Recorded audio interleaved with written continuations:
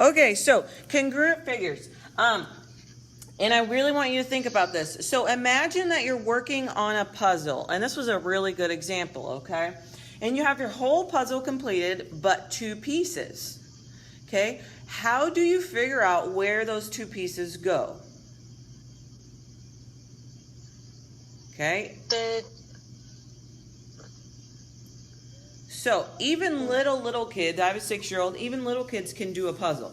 Now, little kids are not as fast as adults usually, but they can do a puzzle. And puzzles come in lots of different sizes and shapes according to your kids' age. Okay, but you can figure out what puzzle piece goes where by trying to put it there. And if it doesn't fit, then obviously you know it doesn't fit and it's got to go somewhere else.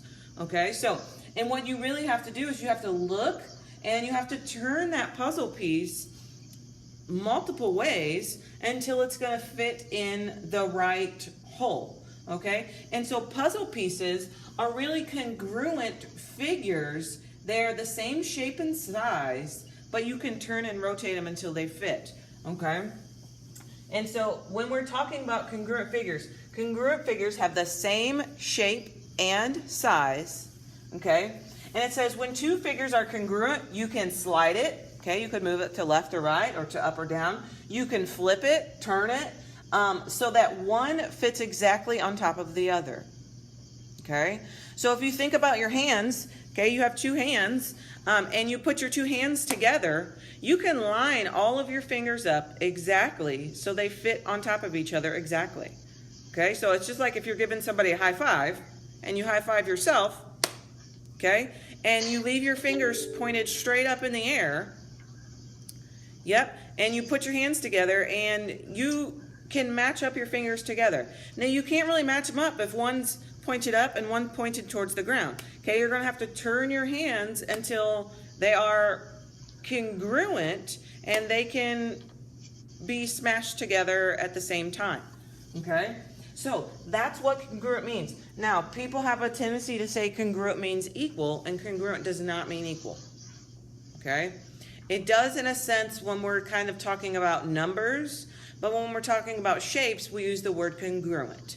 Okay, and so I know that I shouldn't say it, but you're going to hear me say equals, and I don't actually mean equals, I mean congruent.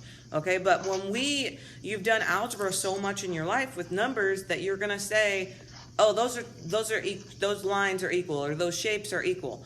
Okay, but what you really mean is congruent. Okay.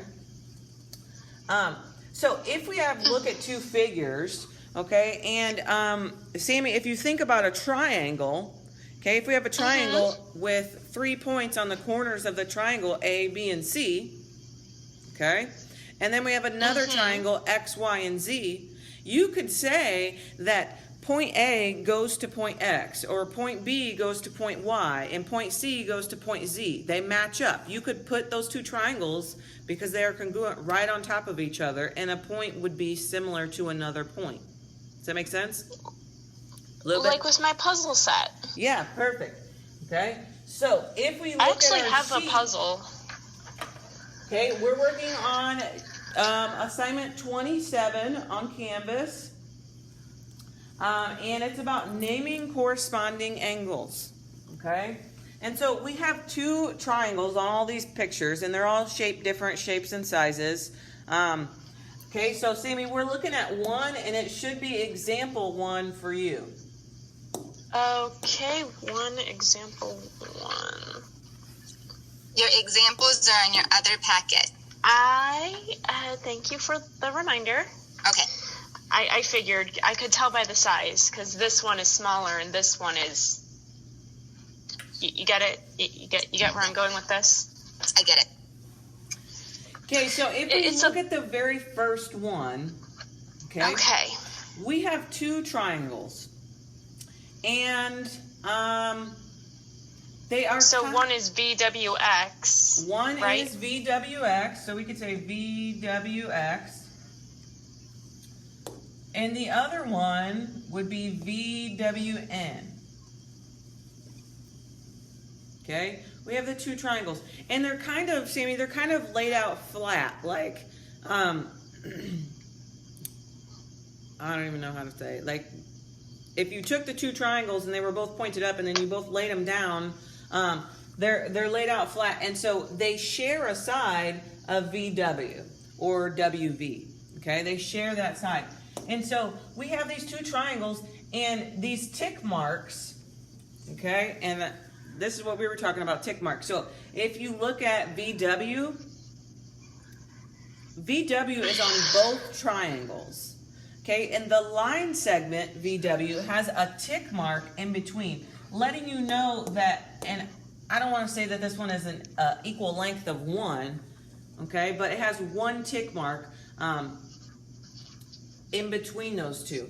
And if we look at WN, that line segment has 2 tick marks, okay? And so the one that matches that would be WX. It also has 2 tick marks. Should I be writing this on the problem page, or am I going to be getting my own set to write? I don't know. Sammy, I just want you to put your packet side by side on the table so that you can easily go back and forth between your example and your problem. You don't have to write this down, but you do need to be listening about the tick marks, because that is what's going to tell you which sides are congruent. Okay? I am. It's just I know. I almost felt like going up and grabbing my puzzle set from my room to tell you how crazy this is. I know this is a new concept, Sammy, but you're going to be able to follow along well, okay? So just make sure you have everything you need. Ms. Henning, for tomorrow's class, is it okay if I bring down my my puzzle set to help me get the gist of it? No. Okay, I just thought it would be a good idea. Sorry.